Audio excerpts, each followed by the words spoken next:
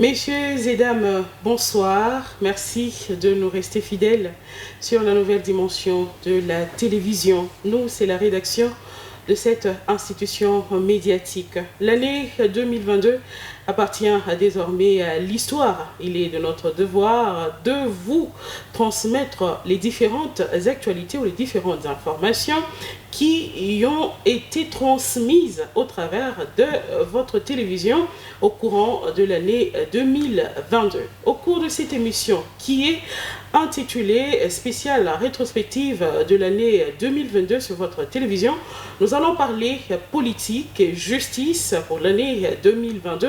Nous allons parler de l'environnement, nous allons parler de la sécurité, nous parlerons du processus électoral. Comme vous le savez, ce processus a été déjà entamé. À ce stade, nous sommes à l'enrôlement des électeurs pour la première ère opérationnelle. Nous allons parler de la page noire ainsi que de la culture. Vous le savez, au cours de l'année 2022, il y a différentes personnalités qui sont décédées dans le domaine de la culture, mais aussi dans la politique. Nous allons parler de tant d'autres informations. Et pour ça, je ne suis pas seule. Je suis avec Alain-François Chiswaka, un journaliste que vous connaissez très bien, qui travaille à la rédaction de votre télévision. Il est avec moi pour que nous puissions traiter de cette question. Je lui dis bonsoir.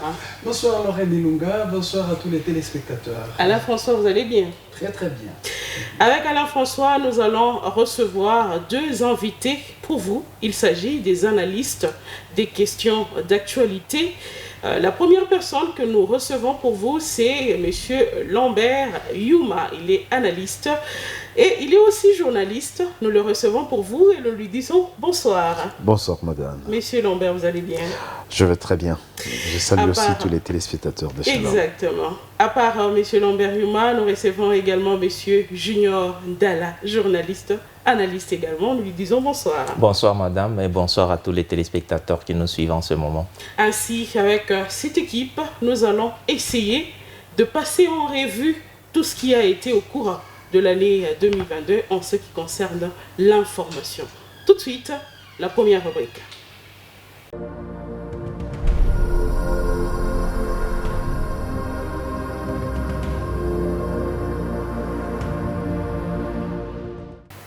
Et voilà, nous parlons politique et justice. Messieurs et dames, le 29 janvier 2022, vous le savez, Jean-Marc Kabound a été radié de son parti politique UDPS parce que tout simplement il a refusé de comparaître devant la commission du parti et on l'a accusé également de l'escroquerie des cartes des membres et tant d'autres infractions d'après l'UDPS, son parti. Il était donc président intérimaire de ce parti, un parti qui est au pouvoir actuellement parce que l'autorité morale de ce parti est le président de la République, Félix Tshisekedi. Monsieur Lambert Youma, Jean-Marc Kabound, destitué ou radié de son parti tout au début de l'année 2022. Comment avez-vous accueilli cette nouvelle? Lorraine, il faut dire d'entrée de jeu. D'abord, je commence par vous remercier pour l'invitation. Je remercie donc la rédaction et la direction de votre chaîne. Et j'en viens à votre question. C'est avec beaucoup de regrets que je suis dossier Jean-Marc Kabound. Beaucoup de regrets, pourquoi? Beaucoup de regrets tout simplement parce que je suis en train de voir les scènes politiques en République démocratique du Congo se répéter, revenir plusieurs fois. Dans les généralités, lorsque nous parcourons l'histoire de la République démocratique du Congo, nous voyons que ceux qui marchent ensemble pour un but finissent toujours par se disperser après. À telle enseigne qu'on dit toujours, bon voilà, il faut faire attention aujourd'hui à celui qui est à côté de vous lorsque vous êtes en politique. L'histoire n'a pas commencé avec eux, l'histoire a commencé, moi je l'apprends déjà avec Lumumba et Mobutu. C'est Lumumba, Patrice Emery Lumumba, qui fait connaître Mobutu dans le monde de la politique, qui le prend de la Belgique, qui le ramène ici et qui fait de lui ce qu'il est devenu. Mais plus tard, les choses se sont renversées, les choses ont changé.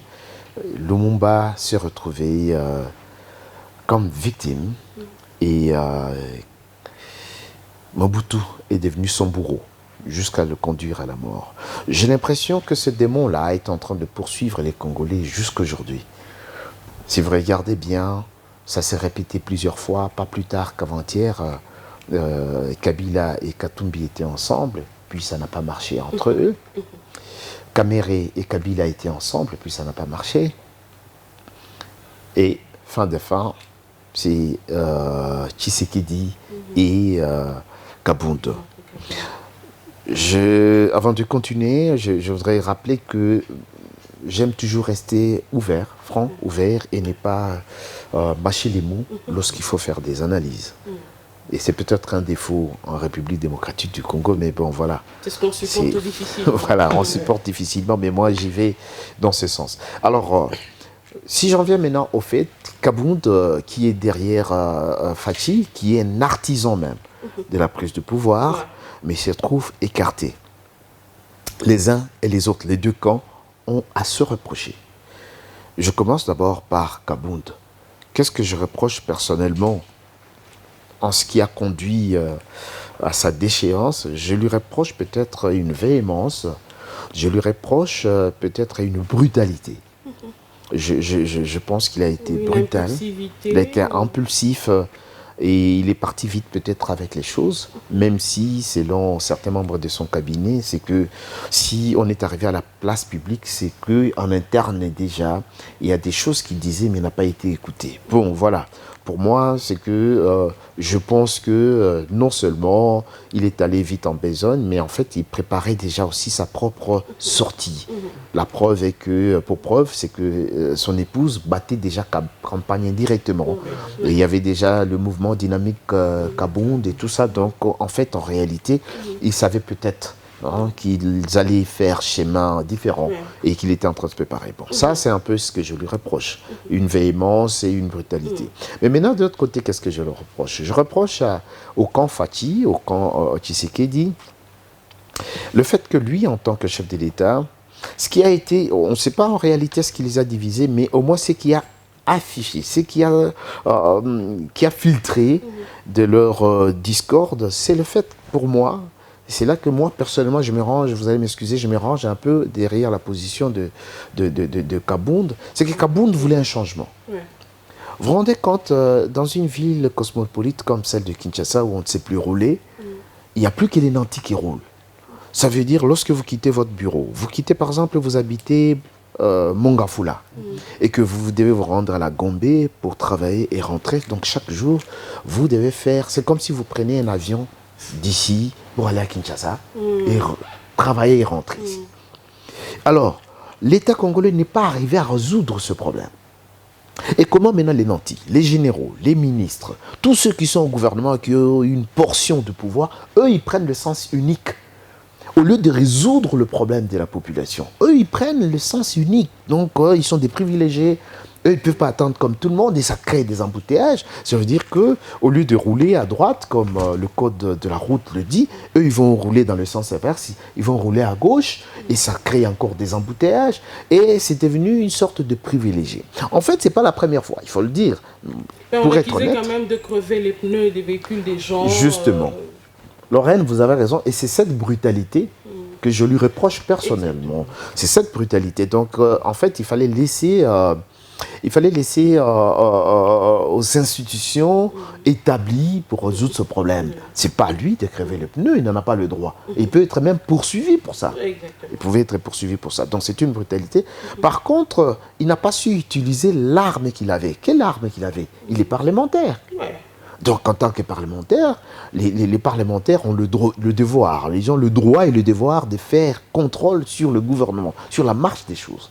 C'est des choses qui se disent, c'est vrai, je me rappelle quand même qu'il a porté cette difficulté, cette polémique, même au niveau du Parlement, mais bon, peut-être il fallait encore pousser davantage. C'est un peu ça que je reproche. Donc, en fait, ici, tout simplement, la note positive que moi je prends, dans ce dossier, c'est qu'il voulait un changement. Il voulait que l'UDPS qui est au pouvoir aujourd'hui avec l'Union sacrée dirige autrement.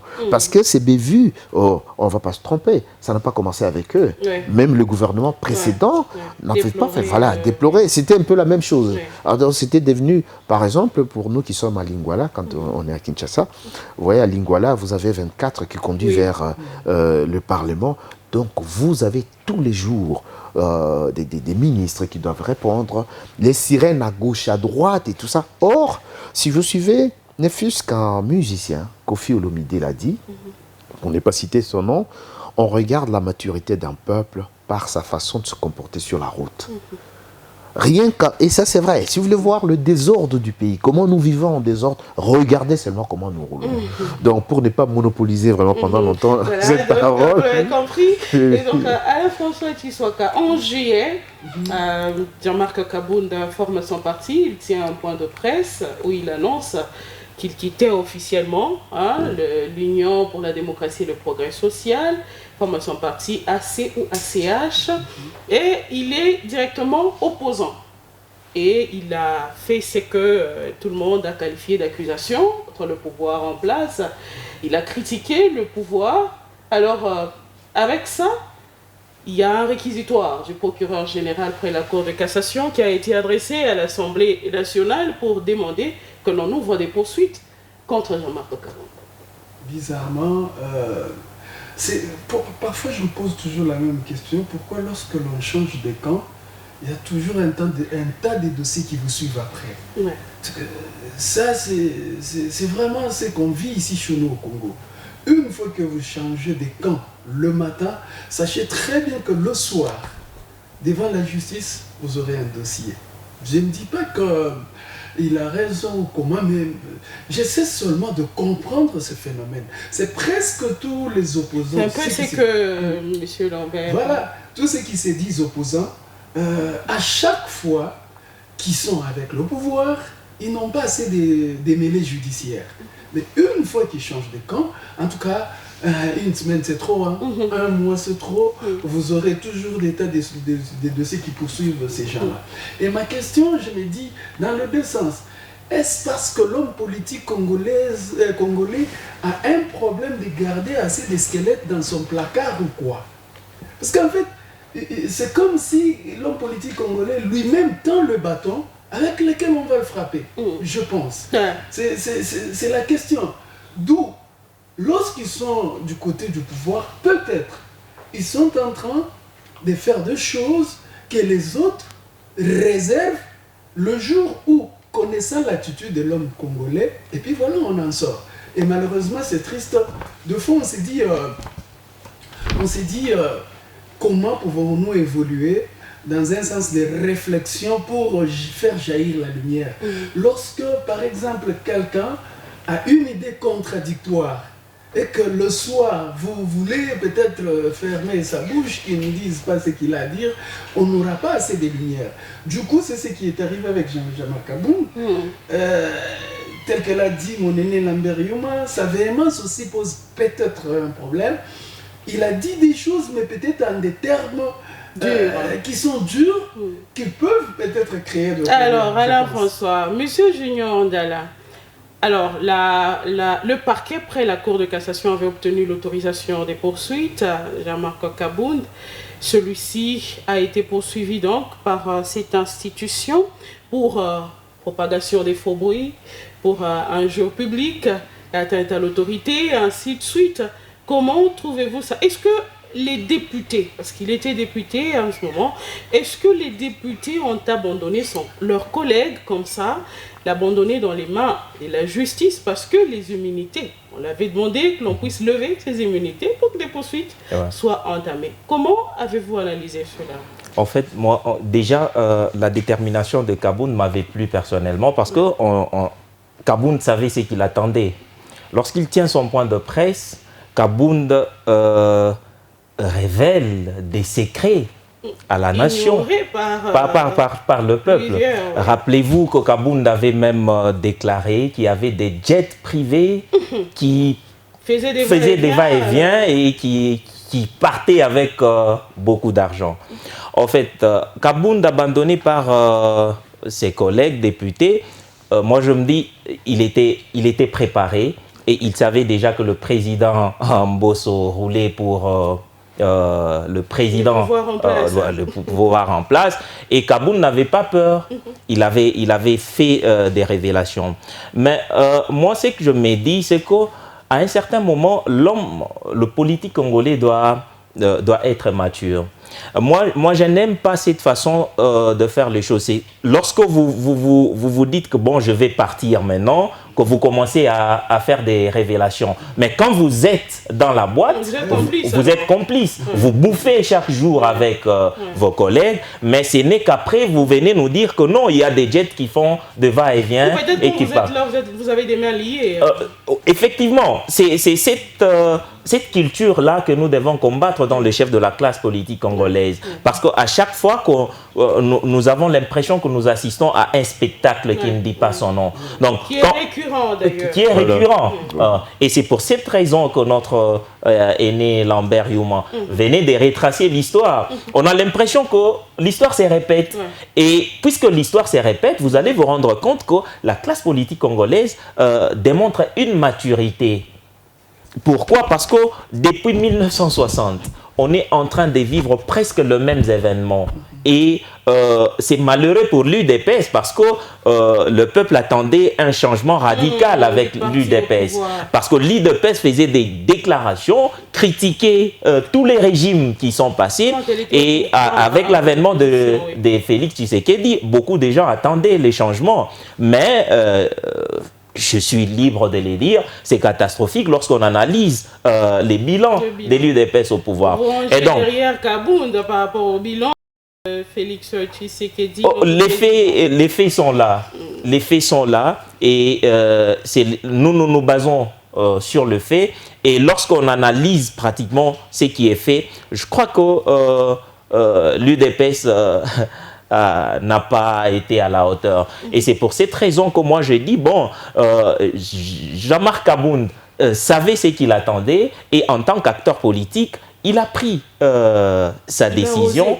Et vous allez vous rappeler même que Jean-Marc Kabound lui-même était prêt à demander à ce que son procès soit diffusé sur la RTNC. C'est-à-dire, jusqu'à aujourd'hui, Jean-Marc Kabound garde encore d'autres secrets qui pourront faire mal à l'UDPS au moment opportun. Alors, monsieur je voudrais intervenir à ce stade ici pour marteler sur ce que nous pouvons appeler...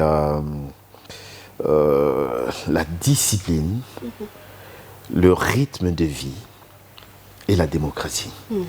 La démocratie, c'est d'abord un état d'esprit.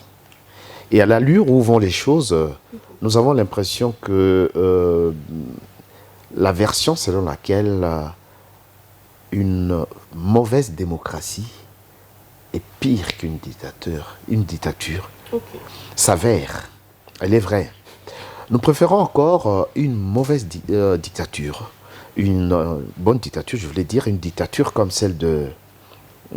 qui encore... non, parce que de Mobutu, il n'a pas été... nous pouvons prendre, peut-être, nous pouvons aller... Laurent Désiré Kabila, alors. Laurent Désiré Kabila, par exemple. Il était dictateur. C'était un dictateur de très bonne foi. En tout cas, sincèrement, si nous étions restés avec lui, nous serions partis très loin. Pourquoi nous le taxons de dictateur de bonne foi? Parce qu'un dictateur de bonne foi, c'est d'abord un visionnaire. Un peu, entre nous, hein, permettez-moi, je suis libre de le dire, c'est un peu comme Kagame pour le Rwanda. Pour nous, c'est un mauvais, ça c'est vrai. Mais pour nous, c'est mauvais parce qu'il vient piller chez nous, tout ça, mais pour le Rwanda, c'est un bon.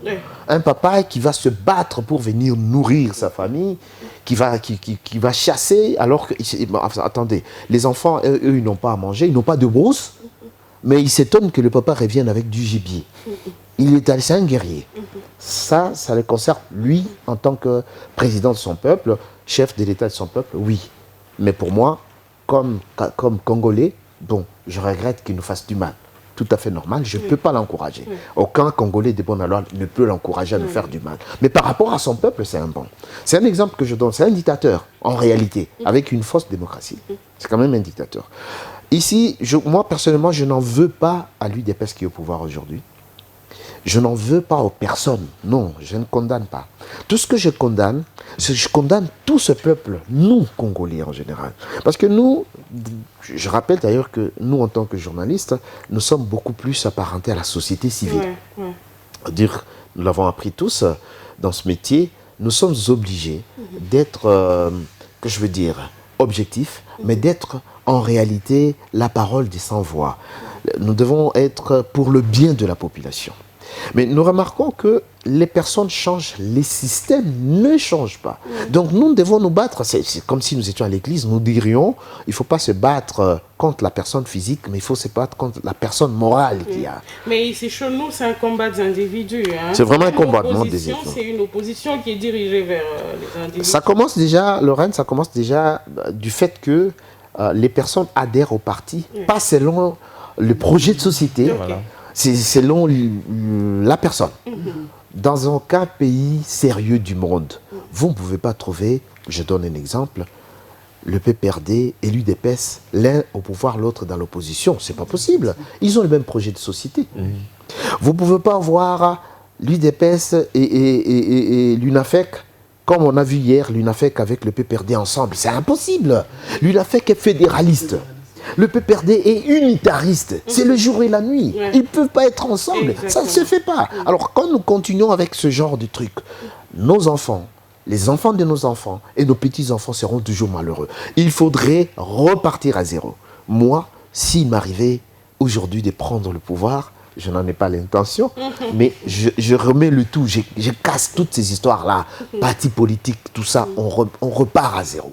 Il faudrait redéfinir. Ou vous êtes de la gauche, ou vous êtes de la droite, ou vous voulez ceci ou cela. Donc on ne peut pas être derrière les personnes. Ce qui fait d'ailleurs, ça rentre dans cette transhumance dont nous avons parlé, où on est ensemble aujourd'hui. Demain, on n'est plus ensemble parce que nous avons des intérêts qui nous divisent, des intérêts d'argent. Mais Monsieur Lambert, est-ce que ce n'est pas là le mauvais côté du multipartisme en fait? Justement. Aujourd'hui, on pense un peu au maréchal Mobutu, qui, lorsqu'il déclarait le multipartisme, il voulait le limiter à 3. On pensait toujours que non, c'était pour qu'il puisse régner. Non, en tout cas, il connaissait de ce côté-là, soyons sincères pour reconnaître la fragilité qu'accuse la République démocratique du Congo aujourd'hui face à l'ethnicité, la multitude d'ethnies, des tribus et tout ça, parce que les partis commencent par là. Si vous allez vous regarder, la plupart des partis sont d'abord alimentés par les personnes des tribus. Donc les autres viennent après. Et sauf les partis au pouvoir qui sont directement arrivés au pouvoir comme le PPRD, parce qu'on ne peut pas ne pas le citer. S'il y a eu beaucoup de gens qui sont venus d'ailleurs, en réalité, ils ne pensaient pas que tout simplement parce que c'est la tête de celui qui dirigeait qui leur faisait plaisir. Voilà. C'est parce qu'ils étaient au pouvoir. Alors, M. Junior Ndala, alors François, M. Junior Ndala, Jean-Marc Kabound, le 9 août 2022, on l'arrête. Et après un processus en justice, on déclare la résidence surveillée pour Jean-Marc Kabound, mais une résidence surveillée qui n'est pas vraiment ce qu'elle devait être en réalité, parce que Jean-Marc Kabound se trouve toujours à Makala, je pense même jusqu'aujourd'hui où nous sommes en train de parler, il est toujours à Makala. La résidence surveillée n'est jamais mise en application. C'est là que j'attaque un tout petit peu le côté de la justice dans cette émission. Est-ce que notre justice aussi pose problème quelque part? On ne va pas s'élever. La justice évolue en République démocratique du Congo à double vitesse et les dossiers sont légion. On a l'impression qu'il y a chasse à l'homme d'une part, on a l'impression qu'il y a une justice, excusez-moi, je vais être franc, qui est instrumentalisée. Pourquoi je l'ai dit? Lorsque vous analysez les faits, par exemple, tous ceux, je me rappelle, c'est le président lui-même, le président Tshisekedi, qui avait dit qu'aucune personne ne sera arrêtée si elle émettait une opinion contraire par rapport. Mais ce n'est pas le cas que nous aujourd'hui. Aujourd'hui, nous avons des gens qui sont en prison, non seulement Jean-Marc Kabound, mais nous avons des gens qui sont en prison parce qu'ils ont émis leur opinion et un point de vue qui était contraire. Et du coup, on a vu la justice intervenir. Mais Jean-Marc Kabound lui-même, quand il se retrouve en prison, il avait dit encore une fois de plus qu'il n'était pas surpris. Il savait que la justice allait agir de la sorte. C'est-à-dire que c'est quelqu'un qui maîtrisait la cuisine interne. Effectivement, parce qu'on ne va pas oublier que Jean-Marc Kabound, c'est l'un des acteurs, effectivement, de ces régimes. Jean-Marc Kabound a travaillé pour que Félix Tshisekedi se retrouve au pouvoir. Et nous l'avons vu, Jean-Marc Kabound est allé même à la rencontre du FCC pour que Félix Tshisekedi se retrouve. Et donc, à un certain moment, on a l'impression que la justice ne joue pas convenablement son rôle. Aujourd'hui, vous avez des gens qui sont en prison parce que tout simplement, quand vous regardez leur dossier, le dossier est vide. Je ne veux pas citer les gens ici. Mais pour revenir au cas Jean-Marc Kabound, on a vu que la justice est allée vite. Et c'est ce qui a fait savoir à l'opinion publique qu'il y avait une main noire derrière. Regardez, ses avocats. Effectivement. Regardez lorsque, d'abord, ça commence au niveau de l'Assemblée nationale, Kabound, député, ses immunités, on n'en fait pas cas, on l'arrête, et quand on l'arrête, on ouvre le procès. Jean-Marc Kabound en résidence surveillée. Regardez la manière dont on a senti encore une fois de plus qu'il y avait une brutalité de la justice. Et Jean-Marc Kabound a dit qu'il y avait des choses qui étaient cassées dans sa maison. Et puis on l'arrête.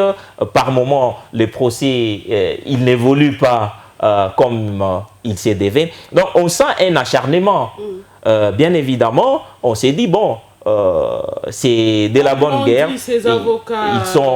Ils sont politiques, mais quand on a des procès politiques, il faut s'attendre à tout. Et c'est ce que nous sommes en train de vivre. Mais M. Junior Ndala, pourquoi Jean-Marc Kabound est toujours à Makala au lieu d'être chez lui, entouré des ça, il n'y a que l'appareil judiciaire qui peut répondre à cette question. On a l'impression, c'est comme ça que j'ai dit, il y a une justice à double vitesse. Chez les autres, on accorde la liberté provisoire et c'est devenu une coutume en République démocratique du Congo. Quelqu'un qui a pris des millions, tout le monde sait qu'il a volé. On sait qu'il a volé.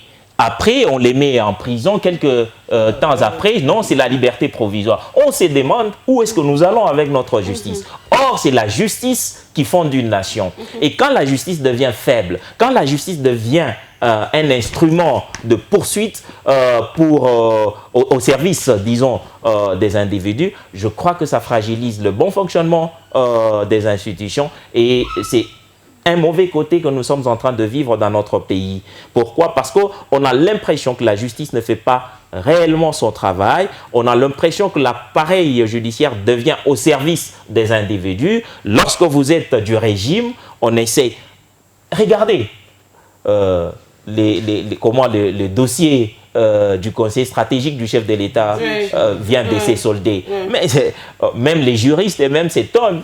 Et si les juristes s'étonnaient, que dire de nous autres, donc, qui sont amateurs? Donc, par moment, on a l'impression que les amateurs comprennent mieux le droit que ceux qui devraient le comprendre, le mettre en application. Ça fragilise notre pays. Moi, j'aimerais que le procès puisse se dérouler en bonne et due forme, qu'on comprenne, parce qu'au-delà de tout, il faut dire que Kabound a des secrets.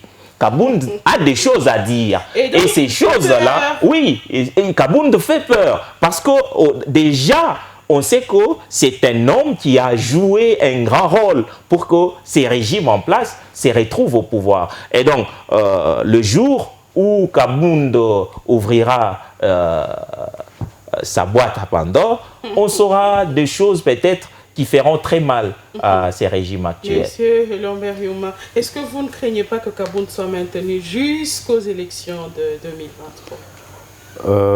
J'ai vu Lula en prison et quitter la prison pour la présidence.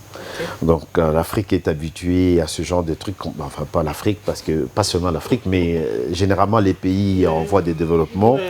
Bon, malheureusement, nous n'arrivons pas à comprendre que nous qui n'avons même pas créé jusqu'à présent une ampoule qui importons tout de l'étranger, nous voulons réinventer notre démocratie.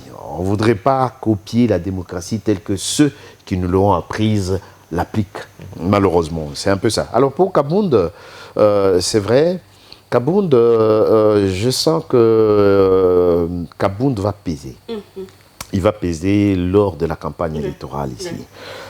Ça sera soit que le pouvoir va s'arranger avec lui, ce sont des projections que je suis en train de faire, c'est que le pouvoir pourra s'arranger avec lui pour mettre un peu d'eau dans le vin, pour dire, bon, ce n'est pas encore tard, viens, on s'arrange. Comme ça, bon, s'ils s'arrangent entre eux et qu'il accepte de réintégrer la famille, voilà. Là, il aura sa liberté provisoire. Et puis, on connaît la fin de l'histoire. Et là, ce sera quand même encore une honte pour la nation congolaise. Comme d'habitude, cette nation, jusqu'à présent, malheureusement, c'est comme si... Et c'est ça qui tue le pays, le Rennes. C'est que, on dit, par exemple, la différence entre un homme et un chien, c'est qu'un chien peut se promener à poil sans se rendre compte qu'il est à poil, alors qu'il est plein de poils partout d'ailleurs, mais qu'une personne humaine qui n'en a pas partout, vraiment cache même le peu. Excusez-moi un peu pour cet exemple-là. C'est pour montrer vraiment que nous sommes en train de tendre vers la bestialité. Et on ne se gêne presque plus. Hein? En Swahili, on dit Bumutu Niaya. Et nous, en tout cas, sincèrement, il faut qu'on martèle là-dessus. On ne se gêne presque plus. On fait le mal et on ne se gêne plus. Je peux prendre ma main ici, je monte la chemise ici, je dis ça, c'est noir, c'est bleu. Et la pauvre population qui voit bien que c'est blanc là-bas et qui accepte que c'est bleu, oui, c'est bleu. Et ça continue comme ça. Alors, c'est ça le problème, on ne se gêne pas. Pour revenir à ça, donc, par rapport aux projections, Jean-Marc Kabound sera courtisé, à gauche comme à droite. Ça veut dire par le pouvoir actuel qui voudrait se reconduire, tout comme par les protagonistes qui pourront avoir un allié de taille. Alors, ça va dépendre maintenant des Kabound et des enjeux, des propositions alléchantes qu'on lui fera. Parce que Kabound peut être toujours aussi dangereux, même maintenu en prison. Pendant la campagne électorale, même en prison, il peut être toujours dangereux. Il peut toujours frapper. Alors, ce qui fait que vous verrez, donc, d'un côté ou d'un autre, il sera courtisé, il pourra se prononcer. Mais je profite pour terminer sur ce chapitre par rapport à cette intervention, pour rappeler quand même un peu les hommes politiques à une certaine orthodoxie. Comme Junior venait de le dire, Junior Ndala, c'est pas parce que vous êtes au pouvoir aujourd'hui, vous connaissez des trucs, vous ne dites rien, vous êtes dans l'opposition, vous dites maintenant ce que vous saviez. Non. C'est de la complicité. En tout cas, faisons comme on le fait au mariage. Lorsque les gens veulent se marier, on vous invite pour dire, bon voilà, si vous connaissez quelque chose qui peut entraver ce mariage, dites-le avant. Voilà. Et on vous donne tout le temps. Alors, si jusqu'au dernier moment, la dernière minute avant la bénédiction, vous dites rien, vous êtes, allez, taisez-vous. Alors, non, en tout cas, nous, en tant que population, qu'est-ce qu'on a à foutre? C'est ça, ces histoires. Où vous étiez avec le pouvoir, vous avez fait des trucs, machin, ok. Et puis après, un jour, vous êtes parti, ben, vous commencez à révéler, non. Regardez la démocratie à l'européenne. Nous pouvons être d'un même parti, mais avoir des avis différents. Et je le dis clairement. Voilà. J'assume ce que je dis. Ouais. Je le dis, je passe à un plateau de télévision, on me pose une question. Qu'est-ce que vous pensez de cette politique? Je donne un exemple de la politique sanitaire. Vous dites non, en tout cas, la politique sanitaire, bon, jusqu'à présent, on a accordé tel budget, mais moi, je pense qu'on aurait dû remonter ce budget, on aurait dû faire ceci. Non, vous dites clairement, c'est ça la démocratie. Vous ne pouvez pas vous taire, vous dites non, voilà, si je disais ceci, j'aurais des problèmes avec l'autorité morale et tout ça. Non, là, c'est pour ça que je vous dis que c'est une mauvaise démocratie. Là, ça ne marche pas. Et vous voyez comment on est en train de s'embourber. Nous avons changé des régimes, on a changé des personnes. Moi, je nous condamne, nous, Congolais. Parce que les dirigeants qui sont les nôtres ne sont que notre émanation. Ils ne sont que notre reflet. Alors, si nous continuons à flatter comme on le fait jusqu'à aujourd'hui, pauvre de nous. Et d'ailleurs, si Lorraine me permettait, j'ai rebondi sur un truc que Lambert a dit, Lambert Yuma. Il dit Kabound peut être encore dangereux. Et là, il y a une chose qui m'inquiète chez l'homme politique congolais. Le même Kabound qui s'est dit victime, lorsqu'il y aura des enjeux par rapport aux projections que vous avez données, propositions, ceci ou cela, pour pouvoir aider l'un ou l'autre, Kabound peut encore changer de discours. Lorsqu'il y a par exemple des intérêts qui lui sont proposés, quand il est en prison, il se dit, ben voilà, j'aurais peut-être un bon côté à gagner. Le même Kabound qui s'est dit victime dont dont les partisans sont en train peut-être d'insulter ou être contre ce qui s'est dit. Demain, après-demain, il va revenir, il va leur dire, voilà, ben, s'il y a eu ceci et cela, oubliez tout ça, revenons à ça, à ça. Et ils changent de langage, comme le disait l'aîné Lambert Yuma, la même population qui a vu une chemise blanche, on va leur dire, non, comprenez, c'est bleu, c'est le même partisan, on va dire, oui, tu as raison, revenons. Pourquoi? Parce que il y a cette inconstance-là, on lui fait confiance, il dit, il va dire des vérités, il va ouvrir la boîte à Pandore, mais lorsque la nuit, on vient lui proposer des intérêts, même si la population ne s'y retrouve pas, lui, après-demain, il va changer de langage, comprenez. Alors Alain François, le parc agroalimentaire Bukangalozo, nous sommes dans le dossier Matata Pogno. Norbert Yuma, Matata Pogno, la Cour constitutionnelle, à la fin de l'année 2021, se déclare incompétente. Une année après, le 18 novembre dernier, elle se déclare encore compétente. Alors, nous ne sommes pas juristes, mais ça frise un peu une inquiétude. Alors, dès l'entame de l'émission, la justice a été collée à la politique. Tu l'as dit dans l'entame, c'est une bonne chose. Justement, le mal dont souffre l'Afrique, le Congo, qui a connu du recul, c'est cette instrumentalisation à outrance de la justice. Et ça n'a pas commencé avec le pouvoir actuel, ça a commencé avec surtout le pouvoir sortant. Il faut dire que pendant tout ce temps, le pouvoir, pas sortant, parce qu'il est déjà parti, l'avant-dernier régime a fait des efforts.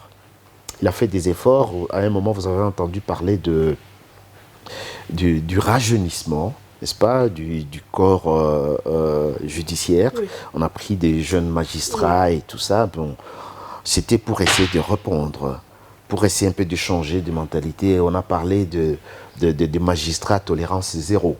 Je me rappelle que c'est comme ça qu'on appelait les jeunes magistrats qu'on venait de prendre en ce moment-là, qui malheureusement aujourd'hui sont même pires que les vieux magistrats qu'ils ont trouvés. Donc vous arrivez au palais de justice, vous commencez à bosser 2-3 jours après, vous avez besoin d'un véhicule, vous avez besoin d'une maison, vous voulez vous comparer au magistrat que vous avez trouvé il y a 20 ans, qui a accumulé pour avoir... donc ça c'est d'abord la justice. Alors ça a bien commencé, jusqu'à ce que le besoin de glisser, c'est le besoin de glisser qui a tout abîmé. Donc on a senti la mainmise, l'instrumentalisation, la forte instrumentalisation de la justice lorsqu'il y a eu des ambitions de glisser. Donc vous vous souvenez d'ailleurs, vous venez d'évoquer un cas, le cas est en train de se répéter. Nous avons eu la juge Ramazani qui a quitté le pays. Je ne sais pas si j'ai entamé, si on allait en parler, mais vous avez appris dernièrement qu'il y a eu une démission du président du tribunal de commerce, dans les mêmes circonstances, vous comprenez. Donc on n'est pas avancé. Donc la justice a commencé comme ça, il faut le dire, mais le problème c'est que nous attendions mieux, et nous avons besoin de mieux, nous, population. C'est pour ça que je me dis, pendant que je parle, moi, sincèrement, je suis à l'aise, je ne dois à rien, ni à gauche, ni à droite. Je dois à ma population, dont je fais partie. Donc, je me dis, si on arrange tout, si on essaie un peu d'honorer la justice, c'est le petit peuple qui gagne, c'est nous qui gagnons. On ne peut pas arracher votre bien parce qu'on est au pouvoir. On ne peut pas, et ça continue comme ça. Donc nous sommes du côté de la population. Donc nous nous foutons des personnes qui sont au pouvoir ou qui sont dans l'opposition ou qui veulent avoir le pouvoir. Ça, c'est vraiment pas notre problème.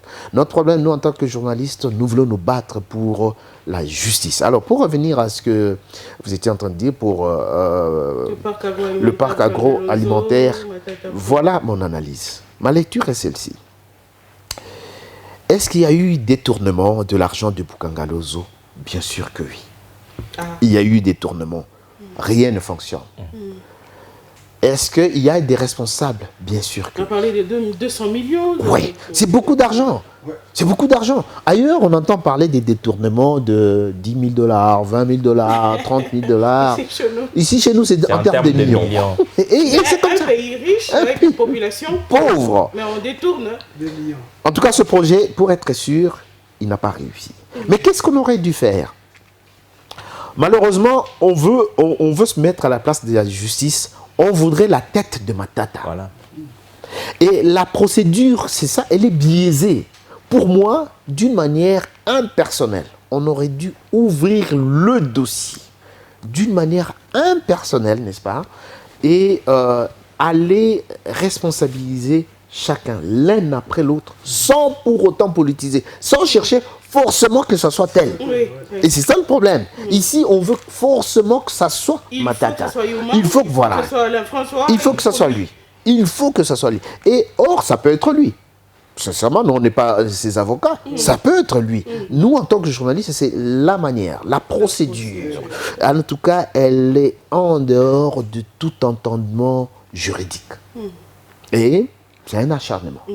Donc, c'est vraiment, en tout cas, c'est pas possible. Vous avez vu, ça conduit même à une... que je peux dire, je ne peux pas parler des démissions, mais il a été, le président de la Cour constitutionnelle a été, entre guillemets, viré en utilisant une disposition légale qui demande de rajeunir, de revoir la Cour, on a maquillé la chose. Sincèrement, c'est pas appréciable, mais entre nous, en Afrique, malheureusement, c'est comme ça que les choses se passent. Nous voulons que les choses se passent autrement. Malheureusement, on sent qu'en Afrique, Mobutu d'ailleurs le disait, prendre le pouvoir, tout le monde peut le prendre. Oui. Mais le conserver, c'est ça le problème. Conserver le pouvoir, c'est le problème. Et on a l'impression que les gens qui arrivent au pouvoir veulent le conserver. Mais malheureusement, on veut le conserver par tous les moyens. Et on dépense peut-être même plus d'énergie pour le conserver que pour développer le pays. Malheureusement, c'est un peu ça, mais qu'à cela ne tienne. Je ne veux pas dédouaner les Matata Ponyo et consorts. Mais vous êtes sincèrement, au niveau de la procédure. Voilà, au niveau de la procédure. C'est tout ce qu'on veut. En tout cas, sincèrement, s'il est établi, réellement établi par des voies juridiques et des voies légales, il est établi qu'il est punissable, qu'il est responsable. Et avec tous ceux qui sont derrière lui. Non, attendez, nous on veut une justice juste. Voilà, tout le monde, c'est ça. Kobler, voilà. Je pense. Oui. Voilà, je voulais rebondir un peu. Vous savez, madame, tous les juristes sont d'accord sur un fait qui a été évoqué par Lambert Youmans, c'est la procédure. Oui. La procédure est biaisée. La justice, j'aime la justice, pourquoi? Parce que c'est la forme et le fond. Déjà, quand la Cour de cassation se déclare incompétente, on envoie le dossier au niveau de la Cour inconstitutionnelle et on ne sait pas par quelle magie la Cour de cassation qui s'est déclarée incompétente va encore dire non, vous pouvez nous ramener ces dossiers et nous allons poursuivre Matata Ponyo. Écoutez, et puis, la loi est claire. On ne poursuit pas un ancien Premier ministre qui a déjà fini son mandat. Mais même le président de la République. Même le président de la République. Donc, il faut le poursuivre pendant qu'il est en exercice. Et lorsque vous posez la question à Matata Ponyo, moi, j'avais eu la chance de le rencontrer à HK6. Je lui ai posé la question, Monsieur Matata, on vous cite dans le dossier Bukangalonzo. Qu'est-ce que vous pouvez dire à la génération future par rapport à cette question, parce qu'on a l'impression que vous ne voulez pas aussi affronter la justice. Il était droit dans ses bottes. Il avait dit, je suis prêt à affronter la justice. Parce que moi, tout ce que je sais, le projet a été financé. L'argent est sorti, pas en termes de 1000 $, mais c'est en termes de millions. Et les faits sont là, rien n'a été réalisé. Et donc, Matata Ponyo, qui dit « je suis prêt à affronter la justice ». Il savait déjà qu'il était un ancien Premier ministre. Et donc, déjà au niveau de la forme, ça pose problème. Quand on interroge les juristes, tous disent « c'est impossible de les poursuivre parce qu'il n'est pas en plein exercice, il n'est pas en fonction ». Et donc, on ne comprend pas cet acharnement. Est-ce que c'est parce que Matata Ponyo a dit que je serai candidat président qu'on commence à les poursuivre pour l'écarter et créer des dossiers? Ça frise le bon fonctionnement des institutions. Et c'est là qu'on se rend compte que par moment, la justice ne fonctionne pas bien. Et aujourd'hui, j'ai suivi Matata Ponyo, qui réclame maintenant que les chefs de l'État lui-même, en tant que magistrat suprême, puissent s'impliquer dans son dossier. Vous voyez un peu. Donc, à un certain moment, on sent l'acharnement. Et ça va être collé à l'UDPS. Or, c'est toutes ces choses-là que l'UDPS était en train de combattre et de décrier quand elle était dans l'opposition. C'est comme ça que nous... en tant que société civile, parce qu'aux médias, nous sommes de la société civile, nous appelons l'UDPS à revenir à la raison et de se souvenir de ce qu'elle était en train de décrier hier. Aujourd'hui, on ne doit pas créer un monstre, un dossier là, flou, pour dire que non, Matata Ponyo doit être poursuivi parce que tout simplement, il s'est déclaré candidat président. Je crois que toutes ces choses-là doivent s'arrêter et on doit grandir. Et les magistrats doivent être des hommes indépendants à un certain moment. Lambert Youma a cité juge Ramazani ici. Récemment, les juges du tribunal de commerce, Batubenga. Donc, on a des hommes intègres. On a des hommes qui savent dire non. Et quand ils disent non, c'est à leur risque et péril. Hein. On a l'impression que les animateurs même de l'appareil judiciaire sont par moments instrumentalisés, téléguidés. C'est comme si c'était des petits-enfants. On doit laisser chaque pouvoir faire son travail. Et l'indépendance de la justice n'est pas... On ne la sent pas.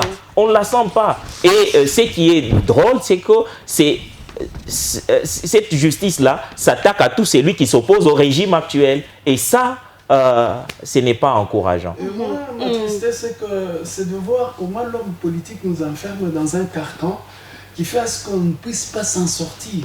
Déjà, dès le départ, lorsqu'ils écrivent des textes taillés sur mesure pour protéger certaines choses contre les prescrits. Voilà. Vous savez, en partant de ce que vous dites, Matata Ponyo qui est droit dans ses bottes, il dit mais je suis prêt à affronter la justice tout en sachant qu'il a des écrits qui les protègent, qui empêchent à ce qu'on puisse les poursuivre. Du coup, on sait très bien que l'humain, qu'il soit responsable ou qu'il soit quoi, il est capable de faire quelque chose qui n'est pas bien. Automatiquement, il faut une procédure permettant de le poursuivre. Mais vous créez ce que je dirais un garde-fou, oui, c'est le garde-fou, qui permet à ce que la personne puisse faire ce qu'elle veut. Et après, c'est que j'ai quand même une parabrise qui fait ce que les gens ne vont pas m'atteindre. C'est ça mon inquiétude. Et ces juristes-là qui se permettent d'écrire de telles histoires, c'est triste pour eux. Et plus loin, je parle de ces... Apparemment, vous êtes contre les législateurs congolais. Tout à fait. Dans beaucoup de cas, c'est lui qui nous pose problème. Téléguidé par l'homme politique, c'est lui qui nous amène dans une confusion qui ne dit pas son nom. Prenons par exemple un autre cas de deux juges que nous avons cités tantôt, Ramazani et Batubenga. Mon inquiétude, c'est toujours c'est au niveau du timing. Ils ont des choses à dire, mais ils les disent quand? Le dossier Batubenga, où il déclare aujourd'hui, c'est un dossier qui ne date pas d'aujourd'hui, où il avait tout le temps de dire ouvertement au peuple, voilà sous ces dossiers, voilà ce qui se passe. Mais à peine, à quelques jours où il y a une candidature qui va s'annoncer, c'est en ce moment-là que Batubenga va sortir, dire voilà.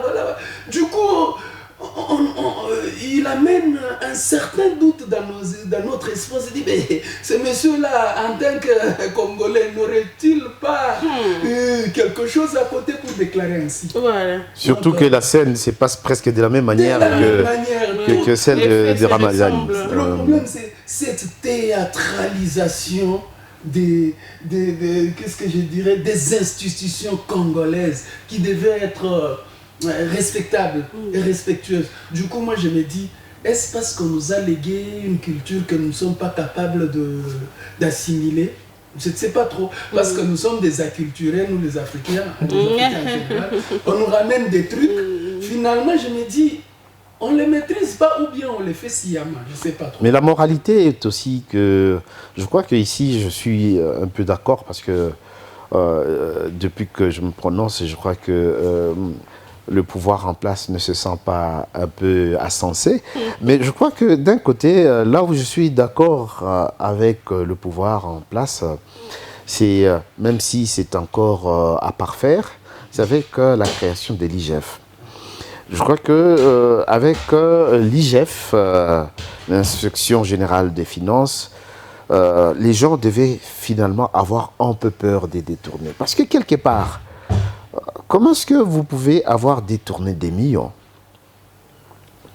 et puis vous avez envie de revenir aux affaires. Vous avez encore envie de diriger, vous voulez... Non, quelque part là. Parce qu'aujourd'hui, c'est vrai, nous pouvons condamner, nous l'avons dit ici, hein, nous condamnons peut-être la procédure sur Matata. Hein, la procédure est réellement biaisée et on sent que c'est un acharnement. Oh, d'accord, c'est un acharnement. Mais si, à votre âme et conscience, vous savez que non, ce dossier n'a pas été... Parce que pour moi, je me dis, si Matata Pogno n'a pas détourné, je ne suis pas juge, mais je lui donne la responsabilité morale. Parce qu'en tant que Premier ministre et initiateur de ce projet, un projet qui n'a pas réussi, s'il n'a pas réussi ce projet, il veut venir maintenant réussir quel autre projet entre nous. Entre nous, moi c'est ça, franchement. Voilà, c'est quel autre? Donc ça ne marche pas. Voilà, c'était la rubrique consacrée à la politique et la justice. Vous savez très bien, messieurs et dames, qu'il y a eu beaucoup de faits dans le domaine de la politique et de la justice. Difficile de passer en revue les tout. En ce moment, Alain François, nous entamons quelle rubrique avec nos invités pour le bien de nos téléspectateurs? Eh bien, cette fois-ci, nous allons un peu toucher de la diplomatie. Voilà. Parce que dans la diplomatie, il y a aussi à dire. Assez des dossiers intéressants. Au cours de l'année 2022. Il y en a eu quand même beaucoup, hein, mais nous allons essayer peut-être de tabler sur deux qui peuvent vraiment peut-être intéresser ce débat. Mais je rappelle encore une fois, il y en a eu tellement cette année en ce qui concerne la diplomatie. Et le tout premier sujet, c'est sur ce régime des notifications d'achat d'armes qui a été levé. Nous avons vu que, après tant des débats, discussions, résolutions par-ci par-là, et finalement, il y a cette mesure du Conseil de sécurité qui a fait est-ce que ce régime puisse lever la notification. Et donc, nous prenons déjà la transition et puis nous traitons de la question.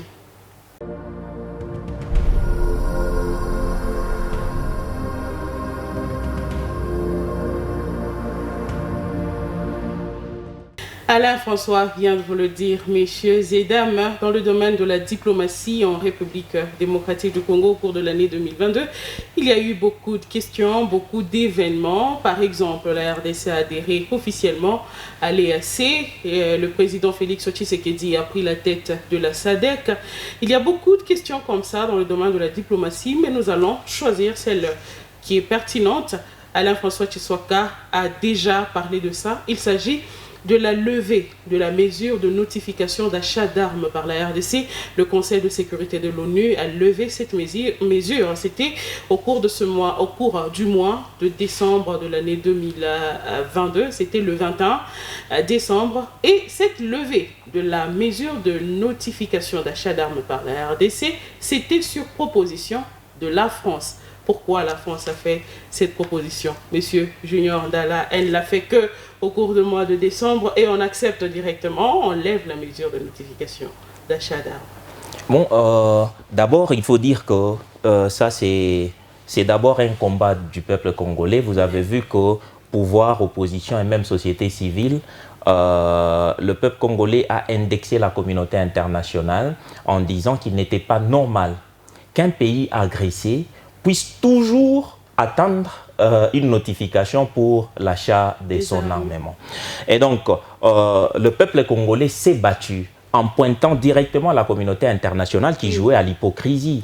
Parce qu'on ne sait pas comprendre un pays entouré par 9 voisins, un pays toujours en état d'agression, mais vous refusez que ces pays-là puissent acheter des armes.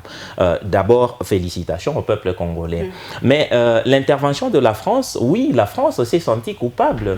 Et ça, il faut jeter de fleurs au ministère qui est en charge des affaires étrangères, parce qu'on a vu le ministre dire clairement que la France était en train de jouer un jeu qui ne disait pas son nom.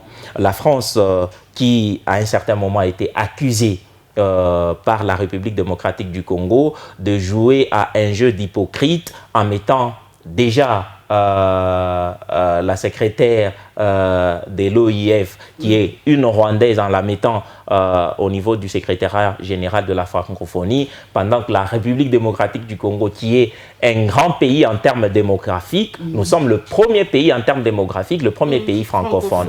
Alors, on ne comprenait pas pourquoi la France ne pouvait pas directement s'éranger derrière un pays qui a sa langue pratiquement en train d'être exercée. Et cette hypocrisie de la France s'est fait remarquer parce qu'on a une secrétaire générale de l'OIF qui est une Rwandaise, avec la République démocratique du Congo qui traverse des moments difficiles, qui dit que c'est le Rwanda qui agresse notre partie Est, et la France garde silence, la France ne s'est prononcée pas, et donc je crois que la France s'est vue dans l'obligation maintenant de prendre ses responsabilités et de pouvoir dire un mot. Mais tout cela, c'est parce qu'on a eu d'abord une conscience nationale au niveau interne.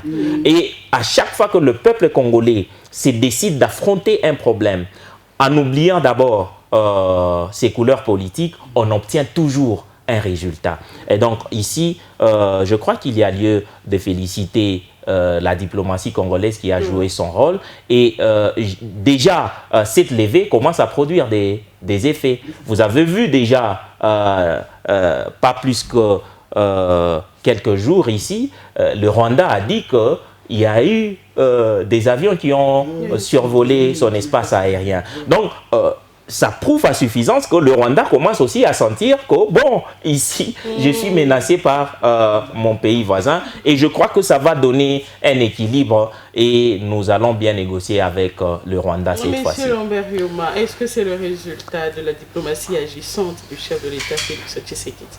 Merci pour la question. Très, très belle question. Cette question, il fallait qu'elle vienne. Pourquoi? Parce que il faut que nous soyons objectifs. Il ne faut pas qu'on cite le chef de l'État seulement quand ça va mal. Je suis d'accord en partie donc avec Junior lorsqu'il dit, bon, toute la population s'est comportée comme... il y avait une conscience nationale. Il y avait une conscience nationale tout à fait normale. Mais au finish, celui qui gagne dans cette bataille, qui a marqué le but, c'est Félix Tshisekedi. C'est lui qui a marqué le but contre toute attente parce que, bon, ça marchait, ça payait. Mais avec toute la population derrière, donc ça réussit. Alors, au-delà de cet aspect, je voudrais quand même revenir aux échecs qui ont précédé cette réussite. J'ai eu personnellement la chance de recevoir, bien entendu en tant que directeur des informations en Malaika, j'ai reçu Vincent Karega, l'ambassadeur rwandais, c'était l'année passée. Il est arrivé ici, j'ai eu une interview avec lui. J'ai beaucoup aimé toute l'apologie qu'il a faite sur la diplomatie agissante en ce moment-là de Félix Antoine Tshisekedi, qui en ce moment-là était en très bon terme avec son homologue rwandais Paul Kagame. J'ai même noté qu'il y avait un partenariat, un nouveau départ qui se faisait entre le Rwanda et la République démocratique du Congo en termes de coopération, une coopération bilatérale et une coopération beaucoup plus économique. Vincent Karega a même placé son séjour Katangé sous le signe de prospection de coopération minière. Il a dit que le Rwanda tenait à bénéficier, n'est-ce pas, de l'expertise congolaise en termes de mines. Il a rappelé, et il a raison, qu'une bonne partie de Rwandais a vécu ici, au Katanga, qui a été importé, une partie de Rwandais qui ont été emmenés, qui ont été importés par le Belge pour exercer ici à la Gécamine. Ainsi donc, le Rwanda qui est en train de vouloir se faire une place dans les mines a besoin de venir apprendre l'art. La question seulement reste à se poser, c'est que, bon, ils allaient apprendre pour exercer sur quelle mine qu'ils ont chez eux. Mais malheureusement, c'était des mines, c'était, disons, les minerais qui viendraient officiellement de la République démocratique du Congo, au terme des accords signés entre le Rwanda et la République démocratique du Congo. J'ai même dû lui poser une question, je lui ai dit, mais monsieur l'ambassadeur, vous êtes fier d'avoir obtenu par la diplomatie ce que vous cherchez par la guerre. Parce que, nonobstant les ambitions expansionnistes du Rwanda, c'est aussi, la guerre était justifiée par la présence des minéraux qu'ils venaient chercher. Alors, ils ont laissé tomber les armes parce qu'ils ont signé. La République démocratique du Congo a dit non, au lieu de venir voler la nuit. Chaque fois que je me réveille, je regarde mon sac de farine, il diminue de moitié chaque jour. Mais je sais que c'est vous qui venez le prendre, même si vous niez. Allez, puisque vous venez le prendre, venez pendant la journée. Nous allons nous partager. C'est ça. Un exemple, c'est l'exploitation, par exemple, du gaz. On se dit, bon voilà, nous allons mettre nos efforts ensemble pour mettre une industrie d'exploitation. Donc il y a eu des accords comme ça, qu'on ne révèle pas, malheureusement, officiellement, on ne le dit pas, mais il y a eu des accords entre le Rwanda et la République démocratique du Congo quant à l'exploitation commune des matières premières. Le Rwanda est même devenu, pendant un moment, un grand importateur vous avez dit Coltan. Du coltan, alors qu'ils ne produisent pas le coltan sur leur sol. Vous comprenez? C'est tout simplement que ça allait venir officiellement de la République démocratique du Congo. Ça transite par le Rwanda et le Rwanda s'est fait pays exportateur.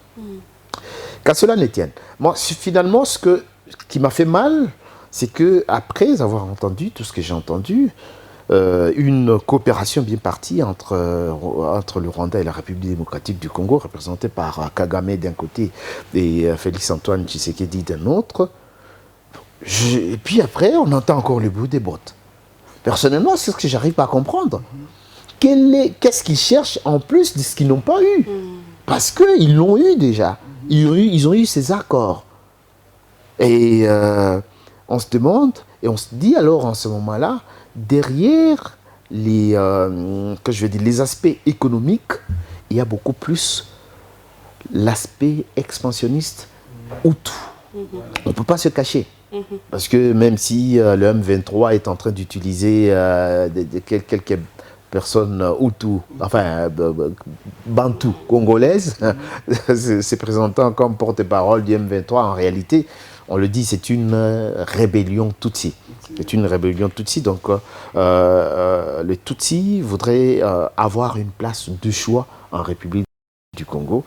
Je ne sais pas s'il y a un autre cadre qui pourrait permettre des discussions franches et ouvertes pour qu'ils disent réellement leurs problèmes, même si le Congolais, jusqu'à présent, n'ouvre pas les yeux, parce que bientôt nous serons, dans quelques jours, dans près de 2-3 semaines, 2 semaines, je crois, nous allons vers la fête des héros. Nous allons parler de Laurent Désiré Kabila. Mais c'est là justement le problème. On se pose la question, les gens ne se disent pas pourquoi cette phrase que Laurent Désiré Kabila a léguée à la République démocratique du Congo. La phrase qui lui reste célèbre après sa mort, je ne trahirai jamais le Congo. Ne jamais trahir le Congo. Mais les gens ne se demandent pas pourquoi. C'est parce que, in fine, il y a eu des accords. Il y a eu des accords qui ont fait que le Rwanda mette du personnel, mette les moyens pour pouvoir évincer Mobutu en son temps et imposer un autre pouvoir. Donc, il faut savoir que le régime que nous avons aujourd'hui, c'est une émanation de l'effort rwandais. Entre nous, il faut qu'on se dise la vérité. C'est ce qui justifie une partie du silence de la communauté internationale. La communauté internationale ne pouvait pas prendre fait et cause pour nous, Congolais, sans oublier le départ du problème. Ils prennent les tenants et les aboutissants, le début et la fin. Ils ne voient pas seulement le Congo qui est en train de se victimiser, qui pleure à un géant comme la RDC là. Il y a un géant qui dit « Regardez ce petit Rwanda qui me fait mal ». Eux, ils voient comment ça a commencé. Le petit Rwanda a mis les hommes, a mis de l'argent, a mis de l'équipement, a mis de son sang pour marcher de Kigali jusqu'à Kinshasa. Mobutu a été évincé et Laurent Désiré Kabila a été placé. Mais qu'est-ce qu'ils se sont entendus? Au départ, c'était que, bon, voilà, ils devaient avoir quelques privilèges qu'ils n'ont pas eu. Bon, qu'ils n'ont pas eu peut-être officiellement avec Laurent Désiré Kabila, mais 20 ans après, tout ce qu'ils ont exploité, ça peut suffire. Lambert, c'est ce qui nous conduit directement à parler de la sécurité dans notre pays. Ouais. Nous parlons sécurité avec tout ce qu'il y a eu comme massacre dans l'est de la République démocratique du Congo. C'est derrière cette transition.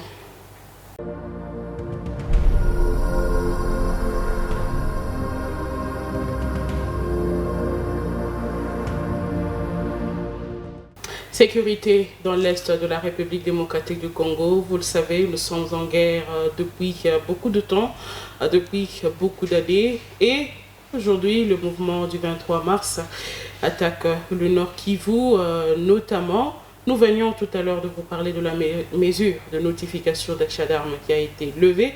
Mais, Monsieur Junior Ndala, est-ce que la procédure que la République démocratique du Congo est en train de suivre pour mettre fin à cette guerre qui sévit dans l'est du pays est la bonne? Bon, la bonne, je ne sais pas les dire, mais j'ai peur. J'ai peur parce qu'on a vu ici Mosé Laurent Désiré Kabila faire appel aux Zimbabwéens, faire appel aux Angolais, et nous savons ce que nous avons eu. Alors, ma peur, c'est que ces régimes créent encore un monstre qui va nous faire mal. C'est-à-dire des accords. Oui, parce que quand on appelle par exemple les Sud-Soudanais, quand on appelle les autres pays à venir ici, oui, ils viennent nous aider, mais il faut circonscrire les cadres. C'est pour cette raison que moi, je donne parfois raison à ceux qui disent que nous avons une armée et si nous voulons obtenir la paix, nous devons nous battre avec nos FARDC, nos forces armées. C'est que, en tout cas, je suis de ceux qui pensent que ceux qui viennent, oui, ils viennent, mais ils ne vont pas mettre fin à cette guerre qui sévit pendant plus de décennies déjà au niveau de l'Est de la République démocratique du Congo. C'est que nous devons être nous-mêmes, nous devons être capables d'avoir une armée forte qui doit défendre l'intégrité du territoire national. Nous devons être à même d'avoir une armée qui sait se battre sur le champ de bataille. Et l'expérience a démontré que nous avons une armée qui peut faire face à tout cela. Nous avons eu des gens comme des Boujar Mabé ici. Nous avons eu des gens comme des Mamadou Ndala. Oui. Et donc, cela prouve à suffisance que notre armée est capable de mettre fin à cette aventure qui sévit. Mais par moments, l'armée est déçue. L'armée est trahie par ceux qui nous dirigent. Et c'est pour cette raison que moi j'ai dit... Est-ce que vous faites allusion au paiement des militaires? Mais comment expliquer que... Moïse Katumbi a parlé de... Oui, il a été clair sur ces points, Moïse Katumbi. Moïse Katumbi est contre l'arrivée des Sud-Soudanais, tu vois. Donc, il dit d'ailleurs qu'il faut donner le moyen à notre armée et l'armée va nous produire des résultats. Parce que ce n'est pas pour la première fois. Et moi, j'ai confiance à nos hommes des troupes. Et donc, nous avons une armée qui peut... Regardez, lorsque vous voyez nos soldats sur le champ des opérations, vous sentez que ce sont des hommes et des femmes qui sont déterminés. Mais par moments, ces gens-là sont découragés. Le président lui-même, quand il était à l'est de la République démocratique du Congo, il a décrié les détournements. Il a dit que l'alimentation des militaires au front ne suivait pas alors que le fonds était débloqué. C'est comme ça que moi, je suis en train de dire que cette guerre à l'est-là doit être prise comme une affaire nationale. Vous savez, à un certain moment, on a l'impression que ce qui se passe à l'est ne concerne pas les gens, les Congolais qui vivent par exemple à l'ouest.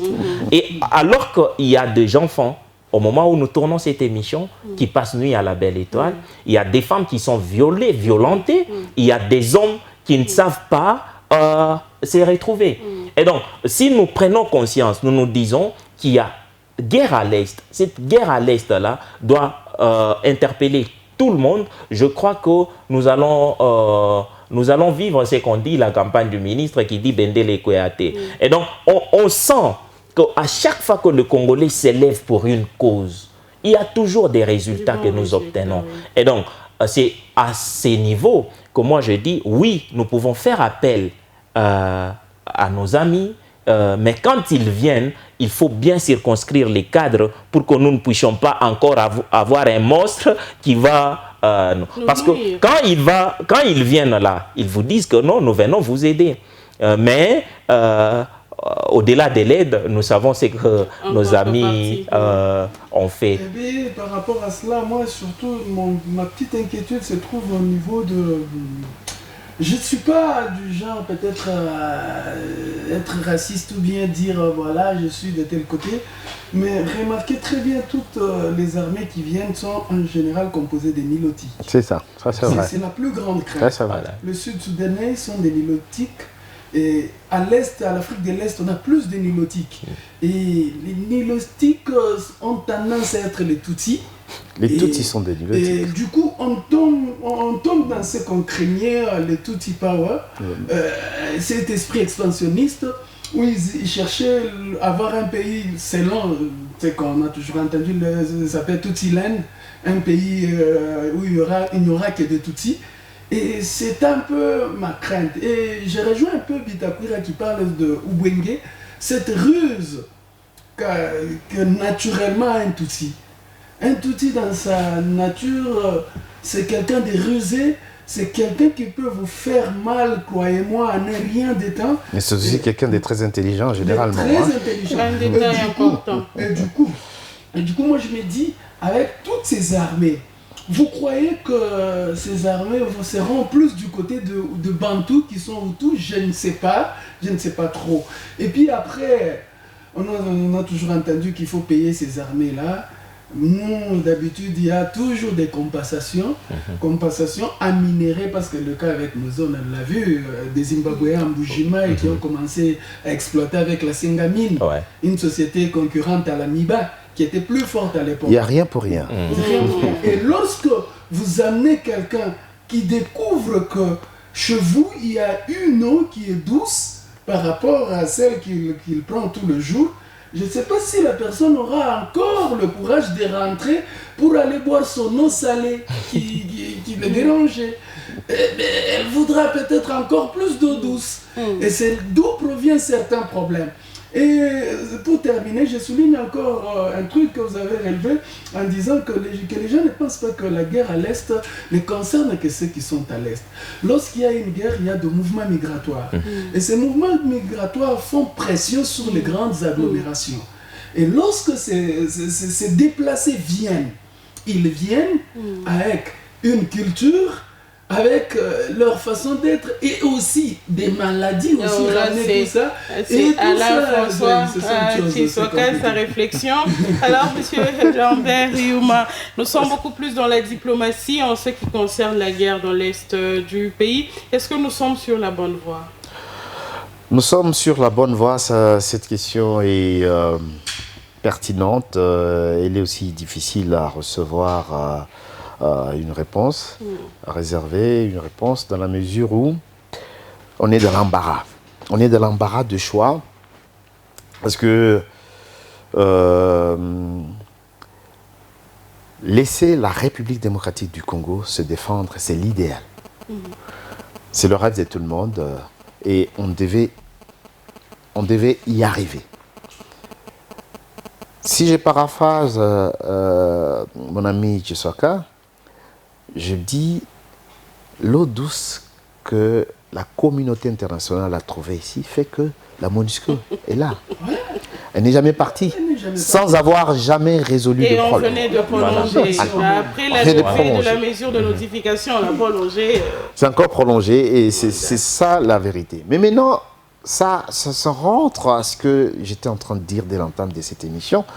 Nous avons un peuple tout à fait différent. Je vais vous faire rire un peu. C'est une blague qui se dit, mais si on vérifie, on peut comprendre.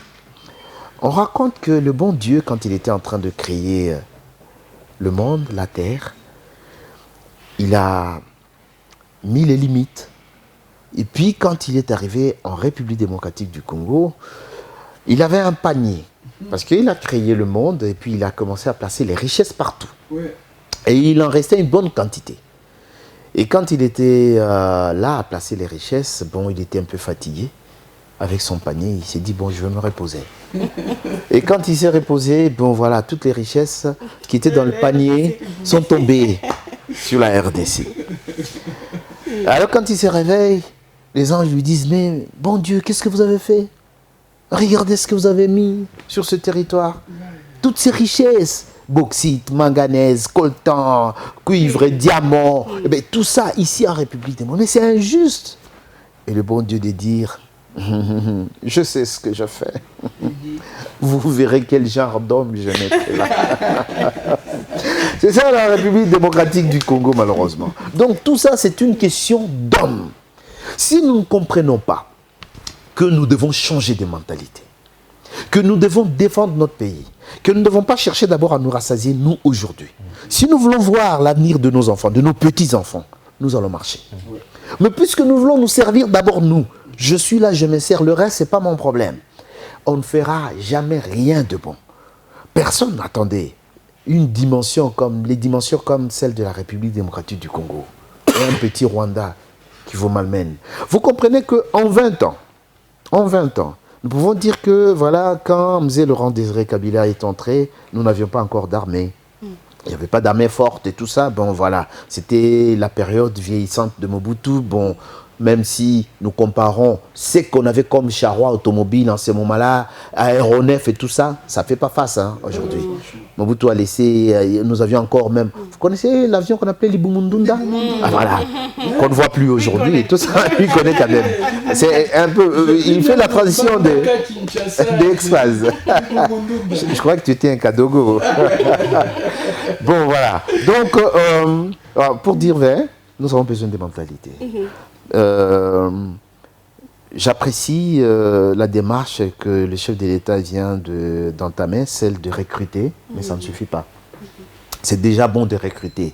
Mais si on recrute pour que nos militaires, les militaires qui vont arriver, retrouvent les mêmes conditions que Lorraine et Junior ont évoquées, ça veut dire pas de solde, des conditions, aller ici au camp Vangou, regarder dans quelles conditions ils vivent. Non, en tout cas, c'est vraiment déplorable. Donc, nous devons changer. Encore une fois, je vais vous donner l'économie d'une interview que j'ai eue avec Feu Mamadou Ndala.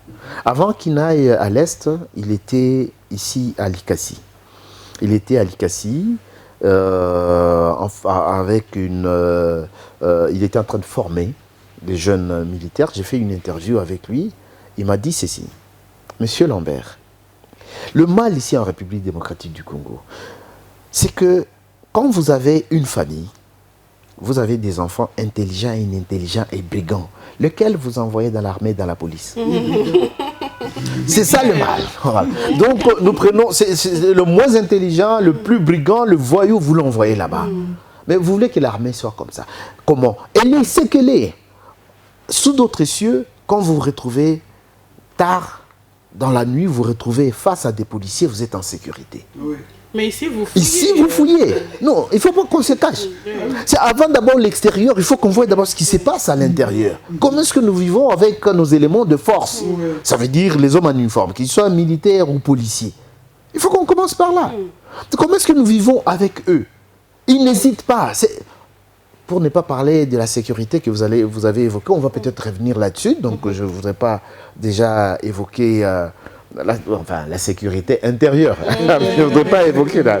Peut-être on va y revenir. Mais pour parler de ça, ça veut dire que ça commence d'abord à l'intérieur. Il faudrait qu'on discipline. Donc, les gens qu'on est en train de recruter maintenant demandent qu'il y ait aussi un changement de mentalité, une nouvelle moralité dans l'armée, qui est la solde, bien entendu, mais qu'on sache qu'on est entré pour servir l'autre. Il y a un certain nombre de critères qu'il faudrait mettre en exergue pour que nous fassions maintenant améliorer réellement une armée forte. Parce qu'une armée, elle peut être forte numériquement, comparée au Rwanda, qui n'est qu'un tout petit pays, qui fait à peu près 4 fois La République, plutôt le Katanga. Non, 4 fois le Ah, le Katanga. Katanga, oui. Le Katanga, c'est un tout petit pays. Ça, Donc, La même numériquement chose que parlant, la France, la France, oui, c'est la France qui... C'est à peu près... non, la France, c'est encore plus petit. Ok. Donc, nous, en termes de nombre, on peut être plus nombreux. Hein, en termes d'effectifs, on peut être imposé. Ça ne suffit pas. Nous l'avons dit ici, par exemple, nous avons dit, lorsque nous étions en train de décrire le Tutsi, nous avons dit que c'est naturellement un homme intelligent. Donc, regardez, quand vous regardez le catch entre Mysterio, vous connaissez Rey Mysterio, vous suivez le catch? C'est un bout d'homme comme ça qui peut faire face à des géants parce qu'il est beaucoup plus intelligent. Donc, il faut qu'on fasse attention aussi. Avoir une armée effective en termes de nombre, ça ne suffit pas. Mais il faudrait aussi, M. Lambert, mettre fin aux divergences politiques, comme l'a dit le chef de l'État lors de son discours. Ça aussi, mais ça c'est un idéal qu'on ne pourra jamais atteindre. En Ça veut dire que République démocratique du Congo, les ou divergences ça s'atteint politiques, jamais de manière non, générale? partout au monde, les divergences politiques persistent. Même maintenant, regardez, même au Rwanda, nous recevons des avis contraires du président Qui Paul sont Kagame. contre le régime. Oui, il y en a qui sont contre ça, mais ce qui est vrai, c'est que les avis peuvent être contraires et contradictoires, mais l'idéal doit être le même, celui de préserver notre unité, notre pays, et de préserver donc l'intangibilité de nos frontières. Parce que c'est pas parce que vous êtes au pouvoir, moi je suis dans l'opposition, que je serai heureux que vous affrontiez une guerre qui va nous perdre. Non, je ne crois pas qu'il y ait un leader politique assez irresponsable. Ou peut-être quelqu'un d'autre, monsieur Junior, peut se dire, non, Biba compliqué comme ça va toquer pas. Justement, malheureusement, ce que vous dites n'est pas... Il y en a qui pensent comme ça. C'est une pensée négative. Nous pensons négativement. Voilà pourquoi ce sujet parfois nous conduit à parler même de notre comportement, notre vécu quotidien. Pour moi, s'il faut faire des projections, parce que je fais tout le temps des projections, nous avons besoin des leaders qui vont faire changer le pays mentalement d'abord. Nous n'avons pas besoin de quelqu'un qui va faire des buildings ici et tout ça, si nous n'avons rien fait. Parce que si on ne change rien, je vous donne un petit exemple. Si vous laissez 2 maisons, vous mourrez, vous laissez 2 maisons. Une maison à la Katouba et une maison au Golfe. Ben, finalement, il y a un jugement testamentaire qui change des familles. Vous aviez 2 femmes, une au Golfe et une à la Katouba. Bon, je n'apprécie pas qu'il y ait 2 femmes, mais ça arrive que des gens aient 2 femmes comme ça. Donc, on prend la famille du Golfe, on l'amène à la Katouba. On prend celle de la Katouba, on l'amène au Golfe. C'est la mort. Revenez 5 ans après, le Golfe sera la Katouba. La Katouba sera le Golfe. Dans quelle mesure? Vous allez vous entrer dans cette maison du Golfe où il y avait la propreté partout. Si les gens se comportent comme des Congolais, vous allez trouver de la saleté partout. Tout est foutu, c'est du désordre partout. Mais vous allez par contre à la Katouba, où c'est une petite maison, mais vous allez trouver qu'ils ont mis des petites fleurs partout. Ils ont, voilà, c'est un problème de mentalité. Il faut que les Congolais comprennent ça. Nous allons prendre le processus électoral, parce que là aussi il y a à boire et à manger. Oui. Processus électoral en République démocratique du Congo.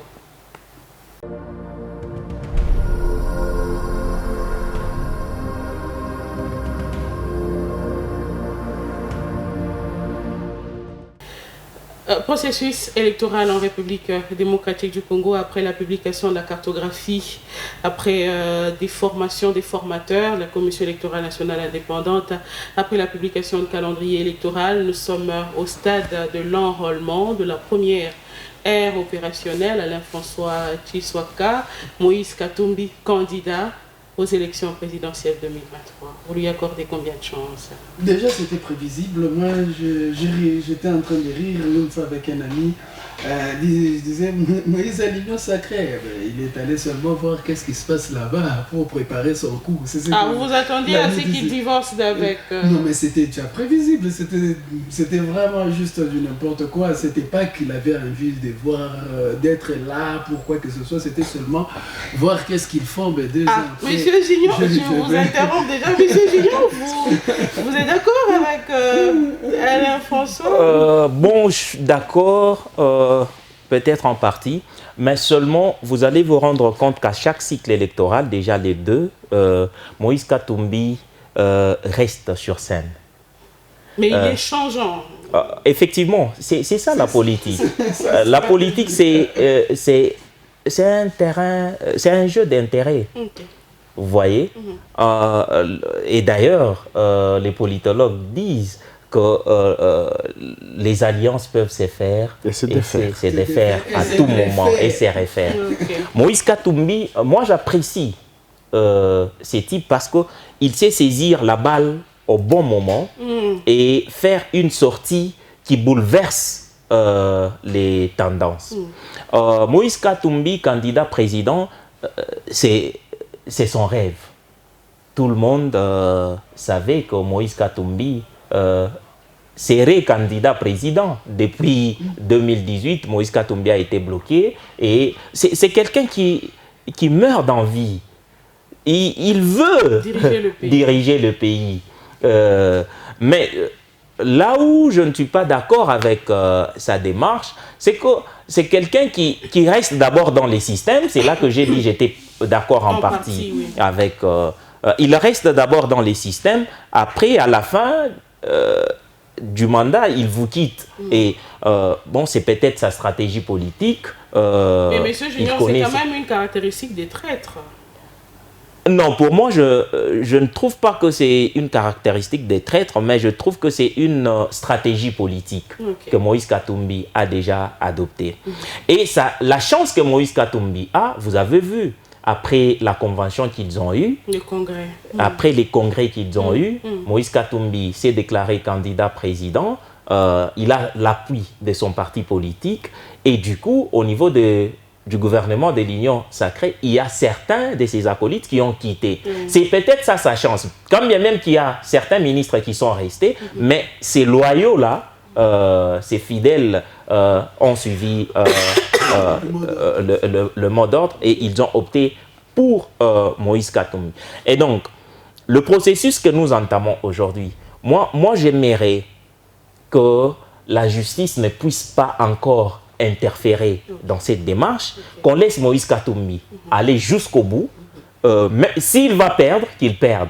Parce que je sais aussi que les élections en République démocratique du Congo sont à la fois utopiques et réelles. Utopiques et réelles parce que, regardez, par moment, on nous produit les résultats auxquels on ne s'attend pas. Et le peuple lui-même est étonné à chaque fois qu'il y a publication des résultats. Donc, à un certain moment, je me dis qu'on n'embrouille pas les acteurs politiques, qu'on les laisse. Et ça, c'est une interpellation que je fais à l'UDPS. Qu'on laisse Moïse Katumbi compétir, qu'il arrive au moins à la fin du match. Quand on va siffler, on aura les gagnants. Parce que déjà, à entendre ce qui s'est dit dans le média, dans les réseaux sociaux, on a l'impression déjà qu'on veut encore une fois de plus créer un dossier judiciaire pour éclabousser les camps de Moïse Katumbi afin de l'écarter. Non, on ne doit pas continuer à agir comme ça à chaque fois qu'il y a élection dans notre pays. Mais encore une fois, vous voyez déjà que lors de l'enrôlement dans la première ère que la CENI a mise en place, il y a déjà des reproches qu'on fait à la CENI. Vous voyez, déjà, on a... La carte n'est pas de bonne qualité. Et les gens qui enrôlent ne sont pas à la hauteur. Oui, imaginez-vous quelqu'un qui s'enrôle, je ne sais pas, le 20 mai, on sort une carte de quelqu'un qui s'est enrôlé au mois de janvier. Tout ça, ce sont de petites choses. Heureusement pour nous, le bureau de la CENI a reconnu ces erreurs et le bureau a promis d'améliorer. Et donc, comme nous partons déjà sur cette base-là, je crois que la CENI doit prendre ses responsabilités, rassurer toutes les parties prenantes et dire que nous nous engageons sur cette voie, le processus sera respecté et que les chronogrammes, c'est bien beau d'avoir un calendrier électoral, mais il faut suivre de près. Le chronogramme doit être suivi pour que toutes les étapes soient respectées et qu'on ne puisse pas glisser. Ça, c'est mon souhait. Mais Monsieur Junior, est-ce que, tel que se présente le calendrier, parce qu'on a tout prévu, le calendrier, on dirait qu'il n'y aura aucun problème, il n'y aura pas de perturbation, vous pensez vraiment qu'il y aura élection en 2023? Oui, il doit y avoir élection. C'est la Constitution qui le dit. Et les pouvoirs en place doivent mettre ça en tête, que nous devons avoir les élections en 2023. Ça, c'est la Constitution. Donc, les délais, il est constitutionnel. Et tout le monde le sait. Quand vous prenez les pouvoirs, vous savez qu'à un moment donné, oui, ça, c'est constitutionnel. Mais c'est à la CENI de mettre toutes les batteries en marche. Parce que quand on pose la question au gouvernement, le gouvernement vous dit « Nous n'avons pas de problème, les fonds sont décaissés ». On pose la question à la CENI « Est-ce que vous avez les moyens ?» La CENI dit « Oui ». Donc, il n'y a pas de raison. Et le vœu de mon cœur, c'est qu'on puisse avoir des élections pour que l'UDPS puisse entrer au moins dans l'histoire de ne pas glisser. Et à ce sujet, excusez-moi de le dire, à ce sujet, matériellement, selon moi, il est impossible d'organiser les élections. Mais quand vous le dites tel que vous le soulignez, le calendrier est flottant. Franchement, il est flottant. Et puis, je l'ai dit, humainement et physiquement, matériellement, c'est un calendrier vraiment impossible d'application. Mais si nous tenons à avoir des élections telles que vous le dites, nous aurons des élections à la congolaise. Ça, tenez-le, nous aurons les élections à la congolaise. Et il le faut, comme vous le dites, si les gens ont besoin que l'IDPS ou le pouvoir ou qui que ce soit reste dans l'histoire de Denis Kadima, en tout cas, 2023, nous aurons des élections, mais à la congolaise. Voilà, monsieur Longari Yoma, donc Moïse Katumbi qui était avec l'Union Sacrée, il a divorcé avec cette plateforme. On l'a suivi sur France 24, donc les médias français. Il divorce et puis il dit qu'il sera candidat président de la République. Les chances que vous accordez à cet homme de Katumbi devant Félix Tshisekedi et Matata Mponyo, bien sûr. Et Denis Mukwege. Okay. Voilà, donc vous ne pouvez pas parler de Katumbi sans parler d'autres concurrents, d'autres présidentiables. Pour Moïse Katumbi, il faut dire que tout dépend de la connotation que prendra ce processus électoral. Parce que pour Katumbi, le problème c'est lequel? Et ça, je l'ai toujours dit en tant qu'analyste, les gens ne savent pas pourquoi Katumbi a beaucoup de difficultés en politique. Il a beaucoup de difficultés en politique parce que je ne voudrais pas faire sa campagne, mais généralement, c'est un homme de parole. C'est un homme de parole qui, lorsqu'il dit oui, il fait oui. S'il dit non, je fais non, il fait non. S'il te promet, il réalise. Généralement, il est victime de sa parole. Et pour ceux qui l'ont côtoyé, donc, il a une certaine moralité qu'il tient. Or, ici en politique, c'est tout le contraire ici, en République démocratique du Congo. Je pense une chose, j'ai dit une autre et j'ai fait une troisième.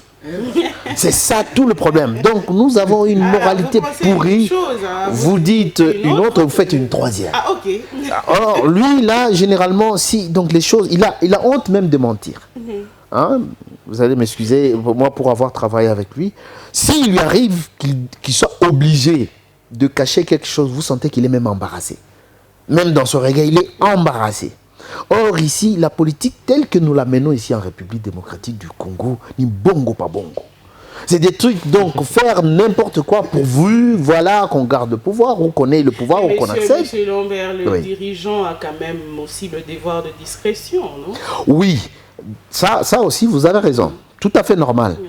C'est aussi, de ce côté-là, c'est l'une de ses contre-performances. Okay. Parce que je ne peux pas parler, je ne peux pas qu'il l'encenser, je ne peux pas dire seulement ce qu'il y a de bon. Okay. Le défaut, justement, qu'il a, c'est de s'étaler rapidement, de dire, j'ai vu que pendant tout ce temps, il a pris un temps de recul. Pendant longtemps, il n'a pas parlé. Oui, de silence. Il a appris quand même un peu de Joseph Kabila, le silence. Je l'ai vu silencieux pendant longtemps. Mais bon, quand il est revenu sur la scène, je crois qu'il y a encore des choses un peu à refaire. Moi, je crois que pendant tout ce temps, hein, qu'il a passé et que voilà, ils ont revu un peu sa manière de communiquer. Bon, je crois qu'il y a un problème aussi dans son entourage. C'est pas vraiment mes oignons, moi personnellement. Mais par rapport aux chances, les chances de Moïse Katumbi de passer dépendent de la sérénité de l'opération. Si c'est une élection organisée correctement, où on laisse à chacun ses chances, voilà, pas de problème. En tout cas, on lui donne ses chances, tout comme on donne aussi aux autres leurs chances. Nous, en tant que journalistes, on ne peut que lui souhaiter à lui et aux autres, à tout le monde, que le meilleur l'emporte. Parce que nous, en tant que journalistes, on ne peut pas dire non, il faut que Moïse gagne. Il faudrait que Fachi gagne. Nous, en tant que journalistes, c'est un candidat qui pèse. En face de Fachi, le seul qui pèse, c'est lui. D'ailleurs, je voulais dire, quand je voulais revenir sur Matata. Je me dis, bon, ok, Matata qui s'est autoproclamé, qui s'est proclamé candidat à l'élection, mais attendez, Matata a une sorte d'aura dans le milieu universitaire. Il a su flirter avec les universités, ça marchait, il a parlé parce que comme économiste, ça c'est un bon, il a fait beaucoup d'efforts parce qu'il faut voir d'où on est venu pour qu'on aille là où on est en train de partir, parce que aujourd'hui le gouvernement est en train d'ambitionner un projet de 14 milliards, c'est qu'on a commencé quand même quelque part. Ça très bien. Mais comme président de la République, non, il ne fait pas encore le poids. Donc Katumbi fait le poids, sincèrement, mais pour qu'il ait beaucoup de chance, il faudrait une sérénité. Il faut que ce soit une vraie élection. Mukwege, qui n'a pas encore une expérience politique, qui est... le réparateur des voilà, c'est un réparateur des femmes à qui nous disons merci, hein, parce que nous aimons les femmes et lorsqu'elles sont abîmées et ne sont pas intéressantes, c'est grave. Merci beaucoup. Mais comme homme politique, je crois qu'il a encore du chemin. Ça sera sa première sortie politique. Et vous verrez d'ailleurs, il y aura des alliances qui vont naître. C'est en ce moment-là qu'on va voir l'équilibre des valeurs. Mais en réalité... les parents de l'étranger, où il est, les chouchous? Non, on peut avoir des appuis à l'étranger et ne pas passer. Parce que, je vais vous donner un exemple, le pouvoir antérieur ici a fermé ses oreilles par rapport à l'étranger. Donc, Kabila, c'était un têtu. Et il a fermé ses oreilles à tel point que personne ne pouvait venir lui chuchoter et tout ça. Et vous avez vu ce qu'il a fait? C'est lorsque nous avons... On n'a pas beaucoup de minutes. Voilà. Fayoulou a été fabriqué par Katumbi. Okay. Il a eu un peu de chance dans la... Le peuple a voté pour lui. On ne le connaissait pas. Beaucoup de gens ne le connaissaient pas. Mais on a voté pour lui pour deux raisons. La première raison, c'est parce qu'il représentait un peu l'opposition. Lui qui réclame la présidence jusqu'à aujourd'hui. Il avait déjà remporté. Oui, selon lui et selon beaucoup d'analystes, cela est... D'ailleurs, ça a été... même Kagame l'a dit, alors qu'il n'a pas le droit de s'ingérer dans nos affaires.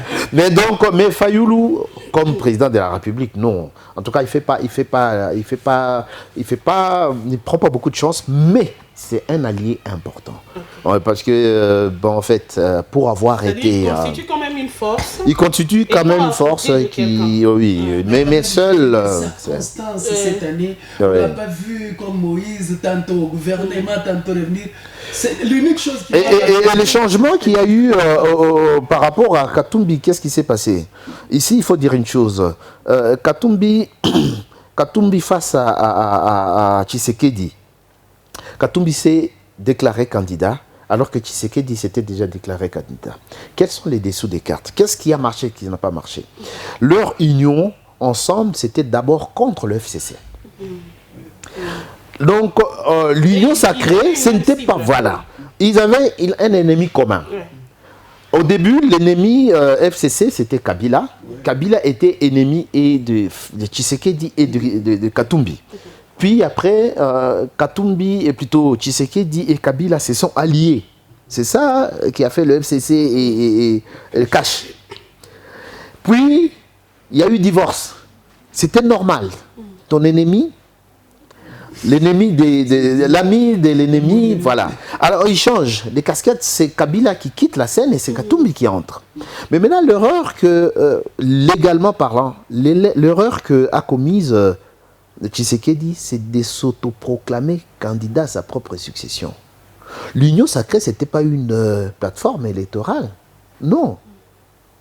C'est qui veut dire que certains disent que ça n'a pas de nom. Il n'y a pas de forme. Donc, avant de se prononcer comme candidat, ils devaient trouver ça en interne. Ils devaient se convaincre entre eux en interne. Là, me voilà. En fait, malheureusement, c'est la même erreur que Katumbi a commise aussi. Parce qu'il s'est autoproclamé candidat et le Congrès a suivi. Donc voilà, c'est un peu ça l'Afrique. Pas beaucoup de temps, M. Junior, en quelques minutes. Fayoulou, vous le trouvez comment pour les élections prochaines? Moi, je donne toutes les chances à tous les candidats présidents, mais à condition que la CENI nous organise des élections réelles. Parce qu'on sait aussi comprendre, je disais tantôt que les élections sont utopiques et réelles. Pourquoi je l'ai dit réelles? Parce qu'on a l'impression qu'il y a une organisation, les fonds sont décaissés, il y a un calendrier, il y a la CENI, ça c'est réel. Oui. Mais utopique parce que les résultats qui viendront des urnes là, le peuple sera étonné. Vous voyez. Et donc, à un certain moment, bon, nous disons bonne chance à tous les candidats. Et les meilleurs l'emportent dans les conditions les meilleures.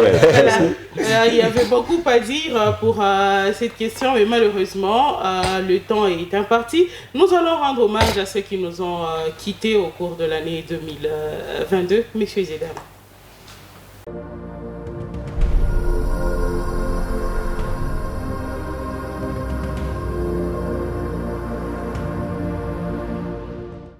Et voilà, au cours de l'année 2022, Alain François Tshisekedi, nous avons perdu plus de 20 personnes à Matadi Kibala par électrocution. Nous avons perdu des Quinois lors des pluies diluviennes. Nous avons perdu Kasongo Mwema Yamba, porte-parole du chef de l'État. Nous avons perdu Tchalamwana. Elisabeth Moudikaï de son vrai nom, elle est partie bien sûr. Un grand aussi, Baoba, c'est Kasongo Mwema Yamba. En tout cas, je ne sais pas comment on va combler cela, je ne sais pas trop. Le décès de Matadi Kibala qui était évitable, bien sûr, comme on est habitué toujours à certaines choses ici au Congo, voilà, il fallait que ça arrive. On se rend compte toujours en retard. Et on est en train de préparer d'autres Matadi Kibala dans des provinces, parce que jusqu'aujourd'hui, il y a certains marchés qui continuent à œuvrer sous la ligne de tension. Pas seulement sous des câbles de haute tension, dans des conditions, dans des endroits aussi très dangereux, à le long des rails. On prépare encore d'autres Matadi Kibala. Ben, c'est triste.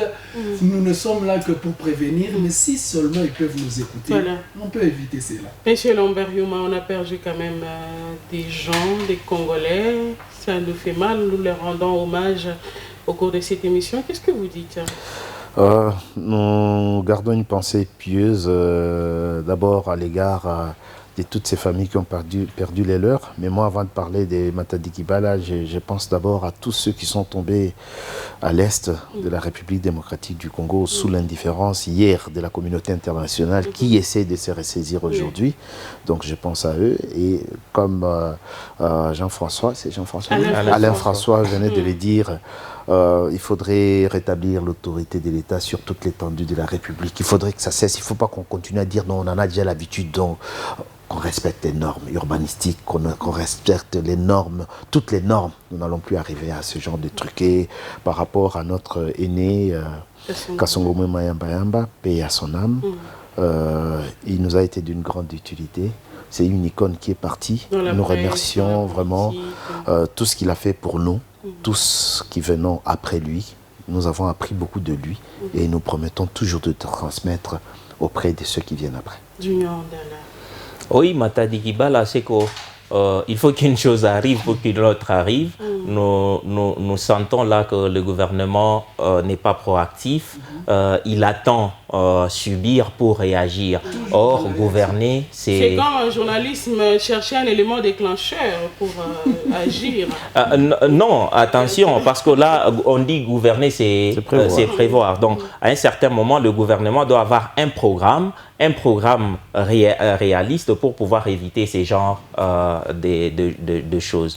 Au fait, par rapport à Mamou National, c'était une femme battante. une femme qui savait s'exprimer, une femme qui savait orienter, et effectivement, paix à son âme. Et quant au professeur Kasongo Mayamba, vous l'avez déjà dit, c'est un grand maître qui est parti. Mais moi, j'ai toujours dit, nous devons éviter l'hypocrisie. Je n'aime pas rendre les hommages quand quelqu'un n'est plus, vous voyez. Qu'est-ce qu'on attend pour rendre les hommages vivants? Comme ça, les gens qui nous ont servi d'exemple, ils vivent ça et c'est à titre posthume qu'on dit, bon, il est héros. On doit cesser cette culture.